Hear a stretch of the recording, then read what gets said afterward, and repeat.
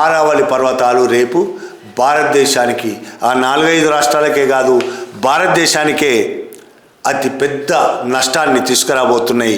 దీనివల్ల eco system మొత్తం నాశనం అవుతున్నది. ముఖ్యంగా ఆ 4-5 రాష్ట్రాలు, చుట్టుపక్కల ఉన్న రాష్ట్రాల్లో ఎకో సిస్టమ్ మొత్తం నాశనం అవుతుంది. నీటి వనరులు పూర్తిగా ముఖ్యమైపోతాయి. వ్యవసాయం నాశనం అయిపోతుంది. తాగడానికి నీరు దొరకని పరిస్థితి వస్తుంది. మట్టి కోతను నివారించే పరిస్థితి ఉండదు. మట్టి కోత వల్ల భూములు నాశనం అయిపోయే పరిస్థితి వస్తాయి. అలాగే ఎకోసిస్టమ్ నాశనమయ్యి జంతుజాలం మొత్తం నశిస్తుంది, జీవజాలం మొత్తం నశిస్తుంది. ఇతర జీవజాలం, మనుషులు తప్ప ఇతర జీవజాలం ఉండకపోవడం వల్ల ఆ ప్రకృతి బ్యాలెన్సింగ్ కోల్పోతుంది. దానివల్ల వచ్చే నష్టాలు అనేకం ఉంటాయి.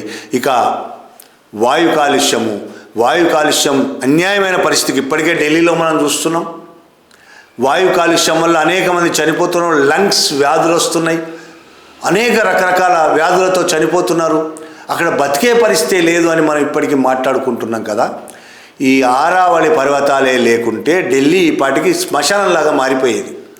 అంతో ఇంతో ఢిల్లీ ఇవాళ బతికి ఉన్నదంటే ఈ ఆరావళి పర్వతాలే కారణం. ఈ ఆరావళి పర్వతాలే లేని పరిస్థితి ఒక్కసారి ఊహించుకొని ఢిల్లీ పరిస్థితి ఎలా ఉంటుందో ఢిల్లీ వాసులు ఊహించుకోవాలి. ఈ సుప్రీంకోర్టు తీర్పు తర్వాత దాదాపు 90% మైనింగ్ ప్రారంభమైంది. సుప్రీంకోర్టు తీర్పు రాకముందే మైనింగ్ ప్రారంభమైన పరిస్థితి అక్కడ. సుప్రీంకోర్టు తీర్పు రాగానే 90%. అందులో సుప్రీంకోర్టు చాలా గొప్పగా చెప్పింది అని మనం మాట్లాడుకోవచ్చు.